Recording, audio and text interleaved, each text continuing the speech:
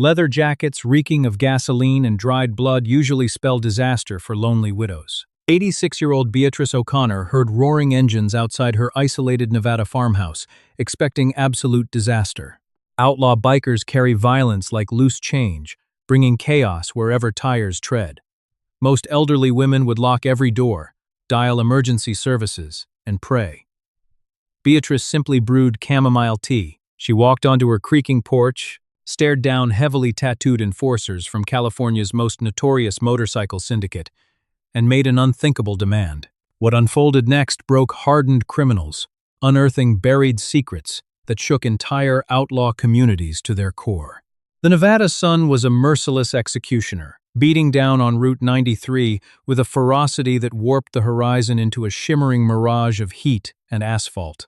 Out here, 50 miles from the nearest functioning gas station, the desert swallowed secrets whole. Jackson Coyle Bennett wiped a mixture of sweat and road grime from his brow. His thick leather cut heavy against his broad shoulders. The iconic winged death head patch on his back, the universally feared emblem of the Hells Angels Motorcycle Club, felt less like a badge of honor today and more like a glowing target. Behind him, two other riders rumbled along the shoulder of the cracked highway. Wyatt Nail Dempsey rode point, his face obscured by a dark visor, his knuckles white around the grips of his customized Harley Davidson. Bringing up the rear was Leon Ratchet Hayes, a notoriously volatile enforcer whose bike was currently coughing black smoke, the engine sputtering a death rattle that echoed across the barren salt flats. They were running hot. A botched transaction in Las Vegas had left them with a duffel bag full of cartel cash, and a furious syndicate of heavily armed men hunting them down. Coyle's left arm throbbed a steady, agonizing rhythm.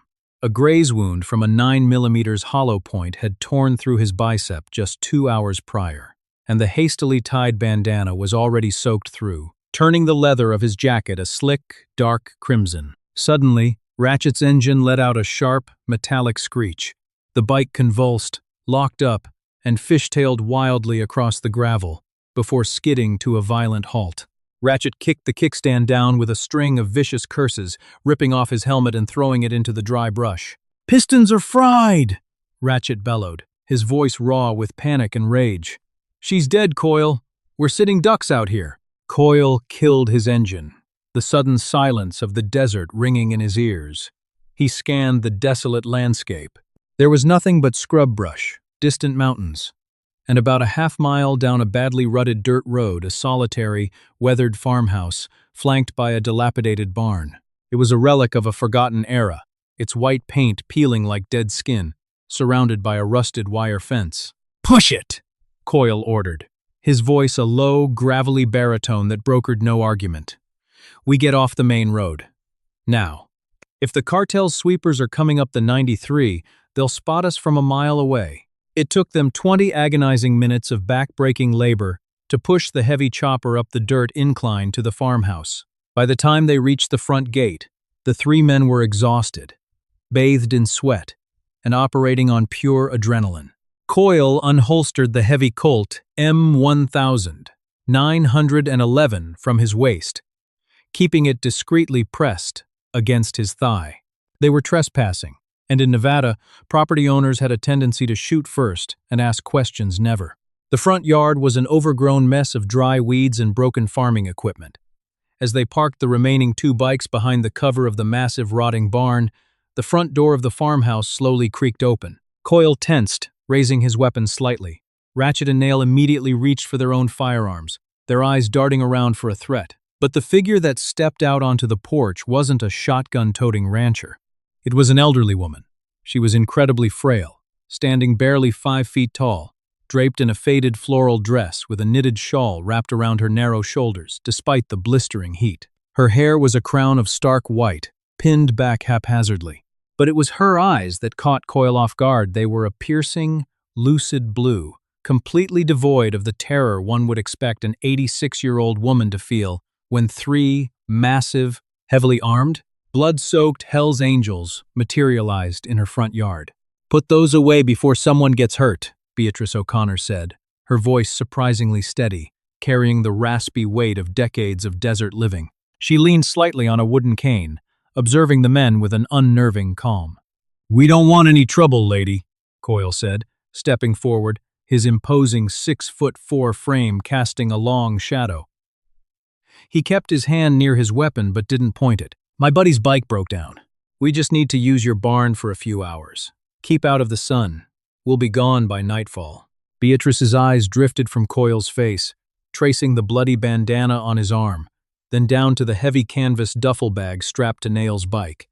She knew the shape of trouble when she saw it. She had lived in this house for 60 years. She had seen drifters, killers, and ghosts pass through. The barn is full of brown recluse spiders and rotten wood, Beatrice said flatly. You'll bleed out or get bitten before the sun goes down, Ratchet sneered, stepping aggressively toward the porch. Listen, Grandma, we ain't asking. We're telling you. Coyle shot his left hand out, slamming his heavy palm into Ratchet's chest, stopping the volatile biker dead in his tracks. Shut your mouth, Ratchet, Coyle growled. He turned back to Beatrice, offering a rigid, uneasy nod of respect. Ma'am, we really can't be out in the open. We've got people looking for us. Beatrice stared at Coyle for a long, silent moment.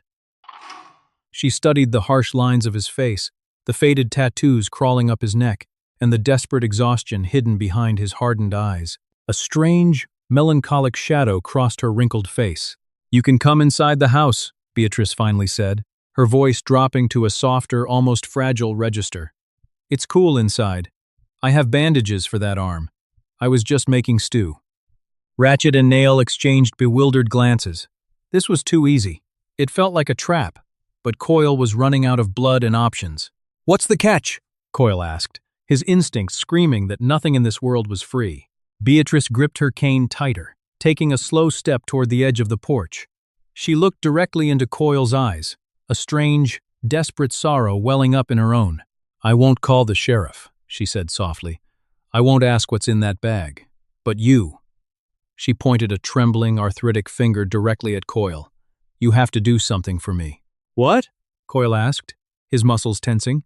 Just for today, Beatrice whispered, the desert wind carrying her words like a haunting melody.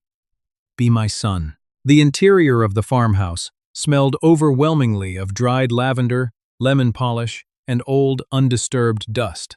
It was a suffocatingly domestic atmosphere, completely alien to the three outlaw bikers who tracked desert dirt across the faded floral rugs. The living room was a shrine to a bygone era. Lace doilies rested on the armrests of velvet chairs, and a grandfather clock ticked away in the corner with a slow, hypnotic rhythm. Coyle stood awkwardly in the center of the room, feeling absurdly out of place. His leather cut scraped against the delicate wallpaper as he moved. Ratchet immediately began pacing, peering through the lace curtains out into the barren yard, his hand obsessively tapping the handle of his combat knife. Nail stood perfectly still, clutching the heavy cartel duffel bag to his chest as if it were a newborn child. Bring the bag into the spare bedroom down the hall, Beatrice instructed, not even looking back as she shuffled toward the kitchen. The floorboards under the bed are loose. My husband used to hide his hunting rifles there. It'll hold whatever trouble you boys brought with you. Nail blinked, looking at Coyle for confirmation. Coyle gave a sharp nod. As Nail scurried down the hallway, Ratchet leaned in close to Coyle, his breath smelling of stale tobacco and adrenaline. She's crazy, man, Ratchet whispered furiously. Senile. Dementia. We should tie her up, take whatever cash she has stashed in the mattresses, and wait for the sun to drop. We can't trust this. Touch her, and I'll break your jaw, Coyle replied, his voice dangerously low. She's offering us cover. The cartel won't look for us sitting at a grandmother's dining table. We play along. We stay quiet, and we leave when it's dark. Play along? Ratchet scoffed. She wants you to pretend to be her dead kid. You really gonna sit there and play house while there's a hit squad sweeping the highway? If it keeps us off the radar? Yes, Coyle grunted, gripping his bleeding arm. William? Beatrice's voice called out from the kitchen. It was light, almost musical, completely stripped of the stern authority she had displayed on the porch. William, come sit down. Let me look at that scrape. Coyle squeezed his eyes shut, taking a deep breath. He hated his actual mother. He hadn't spoken to her in 20 years, not since she threw him out onto the streets of Oakland when he was 16. Playing the role of a beloved son felt like swallowing broken glass, but he walked into the kitchen anyway, his heavy boots thudding against the linoleum. Beatrice was waiting at a small, circular wooden table. She had a first aid kit open, the kind in a vintage metal tin that looked like it belonged in the 1970s. Coyle sat down slowly, wincing as he peeled off his heavy leather jacket, exposing the blood-soaked t-shirt underneath. "You always were reckless, William," Beatrice scolded gently, taking a pair of medical shears and expertly cutting away the ruined fabric of his shirt. She didn't flinch at the sight of the jagged bullet wound, nor did she comment on the intricate, violent tattoos that covered Coyle's skin, skulls, flames, and the bold letters HAMC inked across his chest. She cleaned the wound with rubbing alcohol. Coyle hissed through his teeth, but remained perfectly still. "It's not deep," she murmured, applying a thick gauze pad and wrapping it tightly with medical tape. "But it needs stitches soon. You were always coming home scraped up. Remember the time you tried to jump that ditch on your bicycle behind the Miller farm?" "Yeah," Coyle lied, his throat tight. "I remember. You broke your collarbone." She laughed softly, her eyes distant. "Your father was so furious, but I just held you." As she finished wrapping his arm, she reached up and gently cupped his rough, bearded cheek. Her hand was startlingly cold, but her touch was impossibly gentle. Coyle froze. He was a man who lived a life governed by violence, intimidation, and brutal club politics. Tenderness was a foreign language he had long forgotten how to speak. For a fleeting, terrifying second, a lump formed in the back of his throat. He forced himself to look into her bright blue eyes. "Thanks." "Mom," he choked out, the word tasting strange on his tongue. Beatrice smiled, a radiant, heartbreaking expression. "You're welcome, my sweet boy. Now, I have beef stew on the stove. Your friends can eat too, if they know how to behave like gentlemen." For the next hour, a bizarre domestic pantomime played out in the farmhouse. Nail and Ratchet sat stiffly at the table, eating bowls of rich, hearty stew in agonizing silence, while Beatrice fussed over Coyle. She pulled out a heavy, leather-bound photo album and placed it on the table, flipping through the yellowing pages. "Look at this one, William," she said, pointing to a Polaroid. Coyle leaned in, expecting to see a picture of a young boy with a bicycle. Instead, his blood ran cold. The photograph showed a young man in his early 20s, leaning against a pristine 1968 Harley-Davidson panhead. The man had long, unruly hair and a rebellious grin. But what made the breath catch in Coyle's chest was the clothing. The man in the photo was wearing a leather cut. On his back was the unmistakable Death Head logo. Coyle's eyes darted down to the text written in faded ink beneath the photo. Tommy Wild, Bill O'Connor, 1979. Coyle's mind raced. Every patched member of the Hells Angels on the West Coast knew the legend of Wild Bill O'Connor. He was a founding member of one of the original Nevada Nomad chapters, a ruthless enforcer who was rumored to have single-handedly taken down a rival club's leadership in the late 70s. He was club royalty, and he had vanished without a trace in 1982, legally declared dead a decade later. Coyle looked up at Beatrice, who was humming softly as she collected the empty bowls. The frail, sweet old woman who smelled of lavender and baked apples was the mother of one of the most violent outlaws in West Coast motorcycle history. Suddenly, Ratchet dropped his spoon with a loud clatter. "Hey!" he hissed, his eyes wide as he stared out the kitchen window facing the long dirt driveway. "Headlights!" Coyle shot up from the table, ignoring the sharp pain in his arm. He rushed to the window, pressing his back against the wall to peer through the lace curtains. Two black SUVs were slowly rolling up the deeply rutted driveway, their headlights cutting through the descending dusk. They were moving deliberately, headlights panning across the property. It wasn't the police. Cops would have rolled up with cherries flashing. This was the cartel sweep squad. They had found them. Panic, sharp and metallic, flooded the kitchen. Ratchet kicked his chair back, drawing his Glock 19 with a trembling hand. Nail cursed under his breath, sprinting toward the hallway to grab the duffel bag of cash. They were outgunned, trapped in a wooden box in the middle of nowhere, and the cartel enforcers outside were not known for leaving witnesses.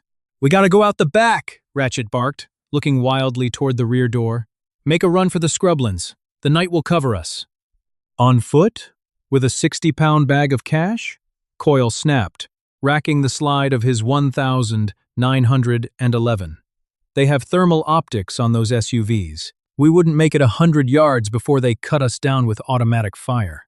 "Then we stand and fight," Ratchet yelled, his voice cracking with hysteria.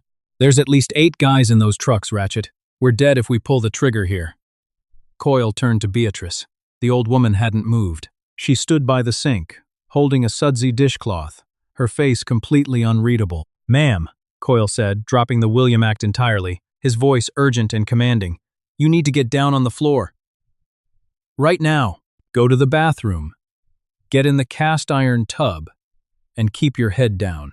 We brought the devil to your door, and I am so deeply sorry." Beatrice slowly wiped her hands on her apron. She looked at the heavy weapons in the hands of the bikers, then glanced out the window at the approaching headlights. The vehicles came to a halt right in front of the porch, the heavy doors already clicking open. "No," Beatrice said firmly. "Lady, you don't understand," Ratchet started. "I understand perfectly," Beatrice interrupted, her voice slicing through the panic with the sharp authority of a steel blade. The fragile, dementia-riddled persona vanished instantly, replaced by a cold, calculating matriarch. "There is a root cellar beneath the floorboards in the pantry. It's lined with lead and thick dirt. They won't see you on their fancy thermal cameras. Get down there. Now." Coyle stared at her, stunned by the sudden shift in her demeanor. She wasn't crazy. She hadn't been delusional for a single second. She knew exactly who they were, what they were running from, and how to handle it. "I'm not hiding in a hole while you face a cartel hit squad," Coyle said, standing his ground. "They'll torture you to find out where we are." Beatrice walked right up to Coyle, her piercing blue eyes locking onto his. "My son," she said, her voice trembling slightly, not with fear, but with an ancient, unbearable grief. "Died bleeding on the side of a highway in 1982 because he was too stubborn to listen to me when I told him to hide. I am not watching another boy in a leather cut die in my house tonight. You promised to be my son today, William. A son obeys his mother. Get in the cellar." The heavy thud of combat boots echoed on the front porch. A fist pounded violently on the front door. "Open up!" a heavily accented voice shouted from outside. "We know they're in there." Coyle looked at Beatrice, then at the pantry door. He made a split-second decision. Ratchet, nail, into the cellar. "Move!" The 2 bikers didn't hesitate. They sprinted into the small pantry, ripped up the rug, and hauled open the heavy wooden trapdoor, disappearing into the dark earth below with the duffel bag. Coyle lingered for a fraction of a second, looking back at Beatrice. "I'll have my gun aimed at the floorboards," Coyle whispered fiercely. "If they touch you, I will shoot right through the floor." "They won't touch me," Beatrice said calmly, reaching up to pull a few strands of white hair loose, instantly transforming back into the frail, confused old woman. "Go." Coyle dropped into the cellar, gently pulling the heavy door shut above him just as the front door of the farmhouse was kicked open with a deafening crash. Down in the suffocating darkness of the root cellar, surrounded by dusty jars of preserved peaches and the heavy scent of damp earth, Coyle, Ratchet, and Nail held their breath. Above them, heavy footsteps stomped into the living room. Coyle aimed his 1,911 upward, his finger hovering over the trigger, sweat stinging his eyes. "Where are they, old lady?" a brutal voice demanded upstairs. "3 bikers. We tracked them to this dirt road." "Where are they?" Through the floorboards, Beatrice's voice drifted down, but it was entirely different. It was shaky, terrified, and painfully confused. Who are you?" she whimpered, the sound so pitiful it made Coyle's chest ache. "Are you the television repairman?" "I called about the television. It hasn't worked since Tuesday." "Don't play games with me, Abuela," the man snarled. "We saw the tire tracks leading to the barn." "Oh, the barn," Beatrice babbled, her voice thick with fake dementia. My husband keeps his tractor there. But the spiders. You have to be careful of the brown recluse spiders. They bite." "William got bit once. Are you friends with William? He's late for dinner." "Search the house!" the leader barked, For 10 agonizing minutes, heavy boots tore through the farmhouse. They threw open doors, smashed plates in the kitchen, and flipped mattresses. Dust rained down on Coyle's face as a heavy man stomped directly over the pantry floorboards, pausing right above the hidden trapdoor. Coyle closed his eyes, preparing to fire. "Nothing," a voice called out. "Place is a dump, just the crazy old bat." "What about the barn?" the leader asked. "Checked it," another voice replied. "Tire tracks lead in, but there's only a rusted-out tractor and 2 dead motorcycles that look like they've been sitting there for years. The engines are ice cold. The dirt bikers must have kept going past the property line." Coyle's eyes snapped open in the dark. 2 dead motorcycles. Engines ice cold. Beatrice had known. She had known the whole time. When they pushed the bikes up, she had probably recognized that Ratchet's bike was blown and the other 2 had been shut off long enough to cool down before the cartel arrived. She had weaponized her own frailty to protect them. "Let's go," the leader growled in frustration. They probably cut through the back trails toward Reno. "Vamonos." "Wait," Beatrice's voice called out, suddenly sounding lucid and sharp. "You broke my favorite teapot." "Count yourself lucky, that's all I broke, old woman." The man spat. The front door slammed shut. The heavy engines of the SUVs roared to life, tires crunching over the gravel as they reversed down the driveway, the sound slowly fading into the vast emptiness of the Nevada night. In the cellar, nobody moved for a long time. Finally, the trapdoor above them creaked open, spilling pale moonlight into the darkness. Beatrice stood at the top of the stairs, her silhouette framed by the stars, looking down at the 3 hardened criminals who were staring up at her in absolute awe. "You can come up now," she said softly. "The stew is getting cold." The climb up the wooden cellar steps felt heavier than the ride through the scorching salt flats. Jackson Coyle Bennett emerged first, his heavy boots silent against the floorboards. The farmhouse was still, the only sound, the rhythmic ticking of the grandfather clock in the living room and the faint hiss of the cooling radiator on the stove. Beatrice O'Connor was sitting at the kitchen table. The fragile, confused facade had entirely melted away, leaving behind an exhausted, hardened woman who had seen far too much violence in her 86 years. She was staring blankly at the shattered remains of a porcelain teapot scattered across the linoleum, the only casualty of the cartel's violent search. "Is it clear?" Wyatt Nail Dempsey whispered, emerging from the pantry with the heavy duffel bag of cartel cash firmly in his grip. "They're gone," Beatrice said, not looking up. "Those men don't have the patience to sit in the desert and wait. They rely on fear and momentum. When they didn't find you here, their momentum broke. They're halfway to Reno by now." Leon Ratchet Hayes hauled himself out of the cellar, his face pale and slick with a cold sweat. He immediately moved to the window, peering furiously through the lace curtains. "We can't stay," Ratchet snapped, his voice trembling with residual adrenaline. "They could figure it out. They could turn around. We need to grab the remaining bikes and ride dark through the brush." "Shut up, Ratchet," Coyle growled, stepping into the kitchen. He looked at the old woman, a profound sense of awe and guilt washing over him. He walked over to the table and slowly sank into the wooden chair opposite her. "Mrs. O'Connor, what you just did. They would have killed you without a second thought if they found us down there." Beatrice finally looked up, her piercing blue eyes locking onto Coyle's. "I told you, William, I am not watching another boy in a leather cut die in my house, but do not mistake my actions for charity. I did it for my son, because I know the men he rode with wouldn't have done the same for him." Coyle frowned, shifting uncomfortably under her gaze. The blood from his arm had dried, leaving a stiff, dark stain on his bandages. "You said your son was Tommy O'Connor, Wild Bill. Every patched member from the West Coast to the Badlands knows that name. He was a legend." "Legends are just lies we tell ourselves to make the grief bearable," Beatrice replied bitterly. She reached out with a trembling hand, tracing the winged death head embroidered on Coyle's leather vest. He loved this club more than he loved his own family. He gave his blood, his youth, and eventually his life for that patch. And how did his brothers repay him? Ratchet paced frantically. "Coyle, we don't have time for a history lesson. We have $2 million in that bag and a target on our backs." Coyle ignored him completely. What happened in 1982? Mrs. O'Connor. The club history says Wild Bill went down in a blaze of glory, fighting a rival syndicate in the mountains. Is that what they tell the new pledges? Beatrice laughed, a hollow, scraping sound. She stood up slowly, leaning heavily on her cane, and walked over to the wooden hutch in the corner of the kitchen. She opened a drawer and pulled out a small, tarnished metal lockbox. Setting it on the table, she unlocked it with a tiny brass key. Inside was a collection of faded letters, a tarnished silver ring, and a folded piece of heavy paper.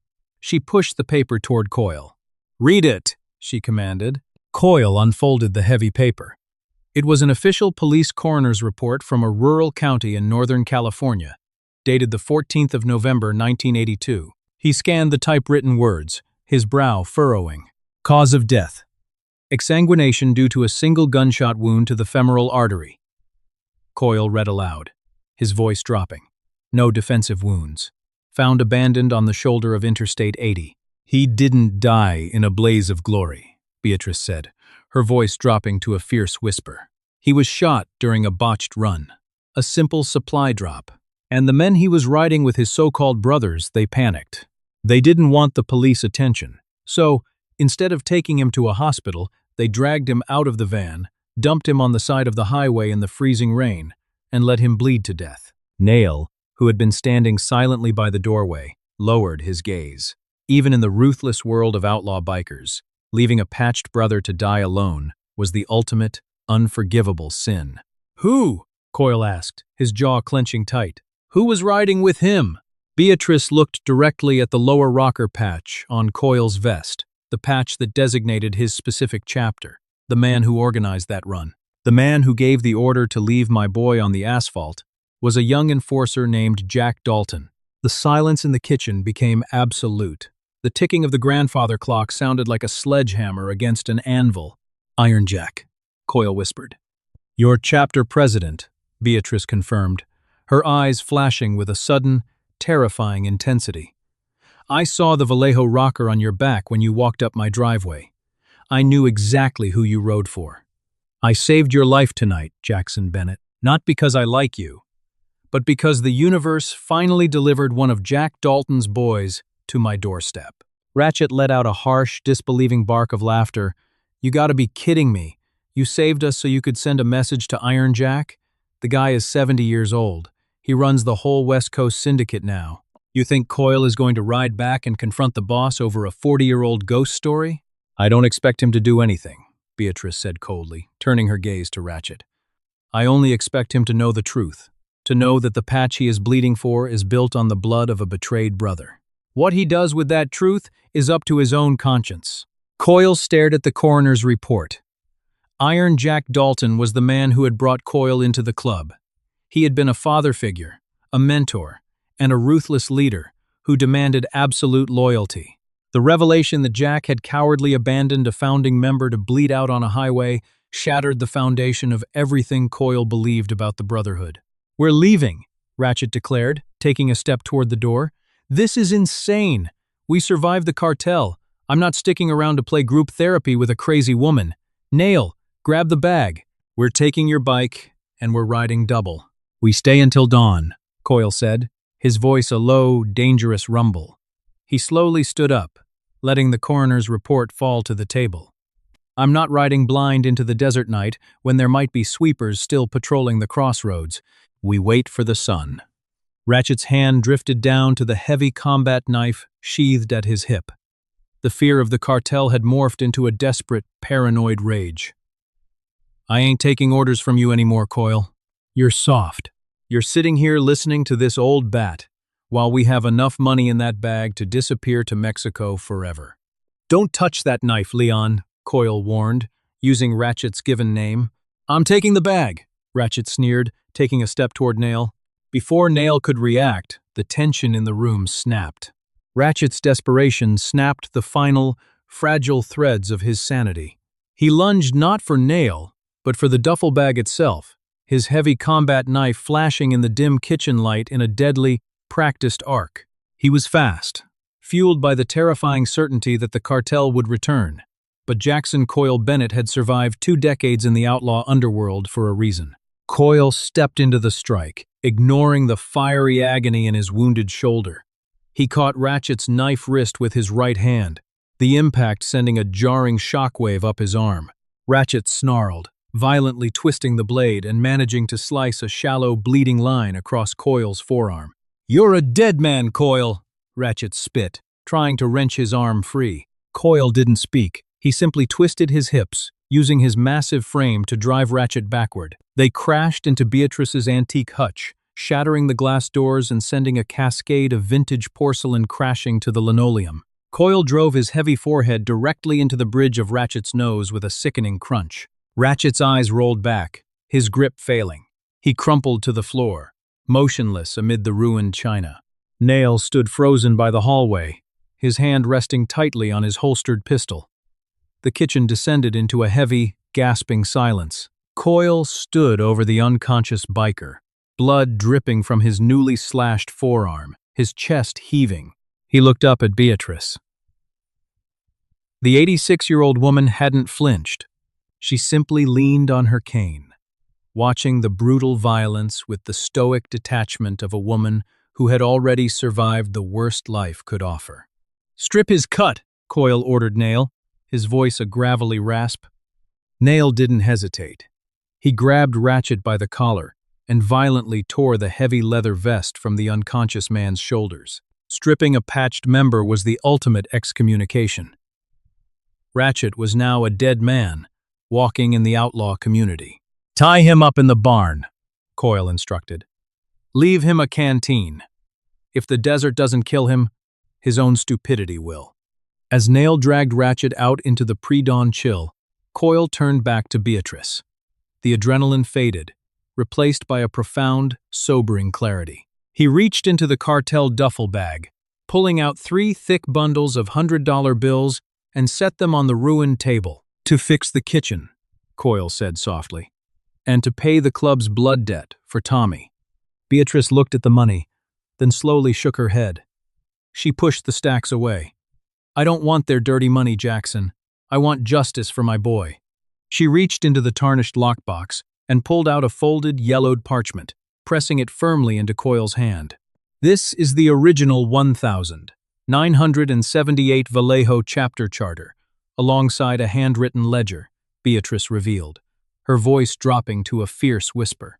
"It has Jack Dalton's signature, detailing the exact illegal supply run that got my son killed. He hid it to protect himself from a federal indictment, and Tommy stole it before he died. It's the proof your syndicate needs to dethrone him." Coyle stared at the ancient document. It wasn't just paper. It was a death warrant for Iron Jack. The first rays of the Nevada sun broke through the lace curtains, painting the desert in hues of fire and gold. Coyle tucked the charter safely into his jacket, stepping out onto the porch where Nail had the remaining Harley fueled and idling. "I promise to be your son for a day," Coyle said, looking deeply into Beatrice's piercing blue eyes. "A good son honors his family. Tommy won't be forgotten." A faint, tragic smile finally broke across Beatrice's weathered face. "Ride safe, William." The line between a ruthless outlaw and a vulnerable human being is often separated by a single, unexpected act of grace. Beatrice O'Connor didn't just save 2 bikers from a cartel hit squad that night. She orchestrated a 40-year delayed reckoning, using nothing but her wits, a hidden cellar, and the heavy, enduring burden of a mother's grief. It proves that even in the darkest, dustiest corners of the world, true justice doesn't always wear a badge sometimes. It wears a faded floral dress and serves chamomile tea. What do you think happened when Coyle finally rode back to Vallejo and confronted Iron Jack with that original charter? Drop your theories in the comments below. If this real-life clash of outlaws and incredible grandmothers kept you on the edge of your seat, hit that like button, share this story, and subscribe to the channel so you never miss our next deep dive into the shadows of the real world. Hi, my name is Dominant Flame Escrow, the owner and manager of King's Obsession Concord. After watching the video, just for today, be my son. Hell's Angels, never expected this from an 86-year-old woman. I'd really like to know what you think. How did this story make you feel? What stayed with me most was the simple human need for connection. Beneath the biker image and the unexpected request, This story felt like it was really about loneliness, compassion, and the impact a small act of kindness can have on someone's life. Sometimes the moments we remember most aren't the dramatic ones, but the quiet moments when people choose to show up for each other. Do you think people underestimate how much a single gesture of kindness can mean to someone who feels alone? And have you ever experienced a moment when a stranger's compassion left a lasting impression on you? Stories like this remind me that taking a little time to listen, help, or simply be present can make a difference we may never fully understand. If this story touched your heart or gave you something to think about, I'd love to hear your thoughts in the comments. And if you enjoy heartfelt biker stories about unexpected friendships and human connection, feel free to like and subscribe for more whenever you'd like.